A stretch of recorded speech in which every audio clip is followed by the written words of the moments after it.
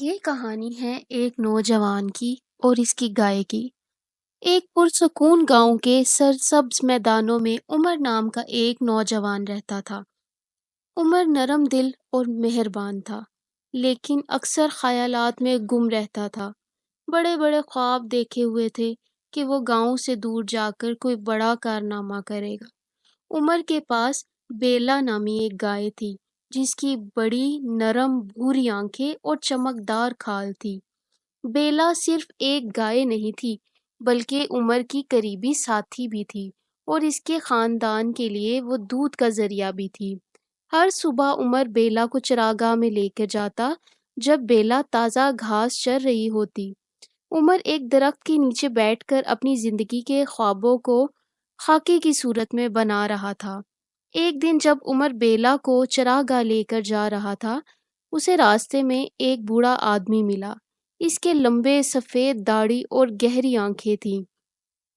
وہ بیلا کی طرف اشارے کر کے بولا، یہ گائے خاص ہے، اس کا خیال رکھو، یہ تمہیں ایسی برکت دے گی جو تم نے کبھی سوچی بھی نہ ہوگی۔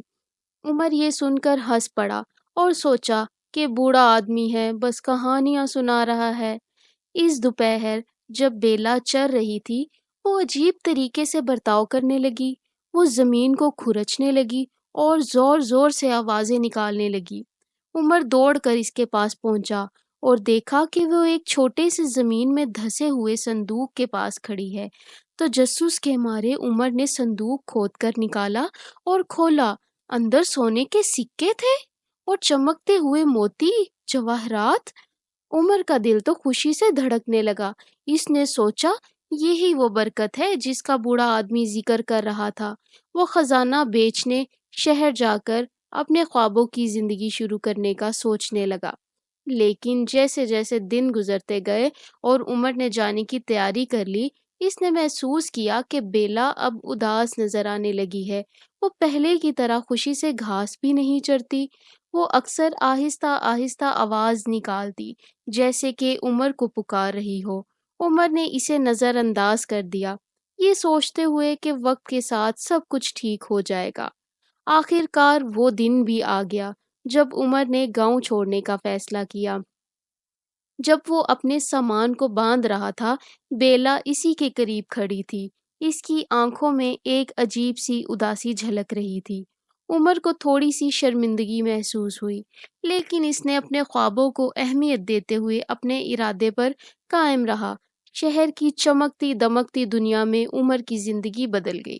وہ امیر ہو گیا اور شہری زندگی کے مزے لینے لگا، لیکن چند ہی مہینوں بعد وہ ایک عجیب سے خالی پن کو محسوس کرنے لگا۔ شہر کی چمک دمک اب اسے وہ خوشی نہیں دے رہی تھی جو پہلے دے رہی تھی۔